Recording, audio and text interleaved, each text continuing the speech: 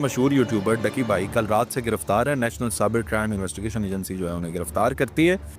बहुत सारी कैसर आई हैं कि इस वजह से पकड़ लिया, इस वजह से पकड़ लिया, ये कर लिया, वो कर लिया। आए सीधा मुद्दे की बात करते हैं कि क्या मसला है, आखिर डकी भाई क्यों परेशानी का शिकार है। सबसे पहले तो अल्लाह ताला सबकी परेशानियों को दूर करे। होता यह है कि जब हम व्लॉगर हैं, व्लॉगिंग करते हैं और उसके साथ ही साथ आपको सीधी बात बताऊं तो खाली व्लॉगिंग से ख़वातीन हज़रात गुजारा नहीं होता।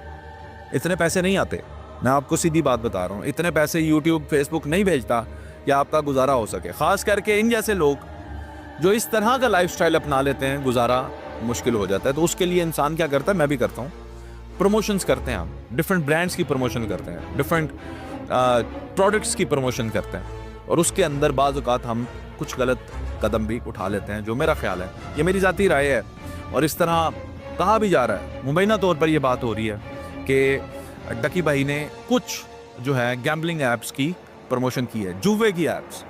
मैं आपको ये बताता चलूँ, मेरे पास इस वक्त भी एविडेंस मौजूद है मेरे फ़ोन के अंदर। मुझे एक कंपनी राब्ता करती है और वो मुझे कहते हैं कि आपको हम 30 सेकंड के 5 लाख रुपए देंगे, आपने वीडियो बनानी है। आई सेड किस चीज़ की वीडियो है जिसमें 30 सेकंड के आप मुझे 5 लाख रुपए ऑफर कर रहे हैं? तो उन्होंने मुझे एक गेम का नाम बताया जो मैं यहाँ पे मेंशन नहीं करना चाहता।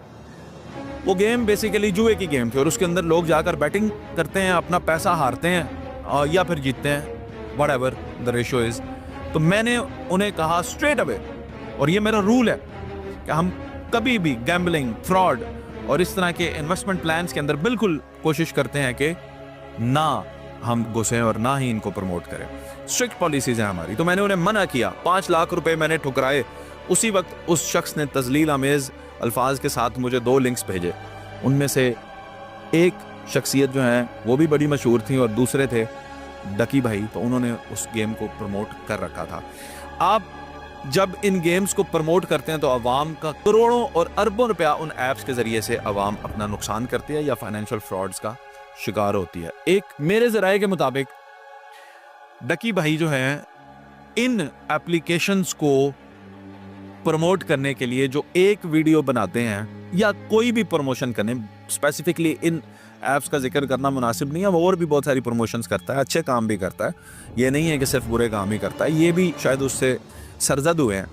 तो वो जो बुरे काम है या अच्छे काम है, कोई भी काम है, उसको प्रमोट करने के लिए तकरीबन 2 मिलियन से लेकर 3 मिलियन के दरमियान अमाउंट है जो लेकर डकी भाई इनको प्रमोट करते हैं। अब आप सोचें, एक वीडियो का अगर आप 2 मिलियन भी लगा लें, 20 लाख रुपए भी लगा लें, तो 10 वीडियोस बनाने के 2 करोड़ रुपए होते हैं। आप खुद सोचें, वो जुएबाज, वो सट्टेबाज, वो नौसरबाज जो आपको 2 करोड़ रुपया दे रहा है, वो आवाम से क्या नचोड़ेगा? उसका 200%, 400%, 500% नहीं, 1000% तक भी वो आवाम से नचोड़ लेते हैं आपको सिर्फ और सिर्फ 2 करोड़ रुपया देकर। आपको अंदाज़ा ही नहीं है, मुझे अंदाज़ा ही नहीं है कि मेरी रीच क्या है, मुझे लोग देखकर सुनते कैसे हैं, मानते कैसे हैं। तो मुझे अगर इस चीज़ का अंदाज़ा नहीं है तो हमें बिल्कुल भी इस तरह के काम करने नहीं चाहिए। अभी भी ये व्लॉग करते हुए मैं इस बात का कायल हूँ कि शायद उसे इल्म नहीं था कि इतने बड़े पैमाने पर मुझसे ये मिस्टेक होगी जिसकी वजह से उन्हें अरेस्ट किया गया है। अब जब वो अरेस्ट हो चुके हैं तो सबसे पहले अगर FIR दर्ज होती है, जो कि मेरी इतलात के मुताबिक हो चुकी है, तो 2 दिन का रिमांड जो है वो होगा। 2 दिन के रिमांड के अंदर इन्वेस्टिगेट किया जाएगा, चीज़ें बरामद कर ली जाएंगी। और ये मैं आपको पहले ही बता दूं, 2 दिन का रिमांड बहुत लंबी बात होती है।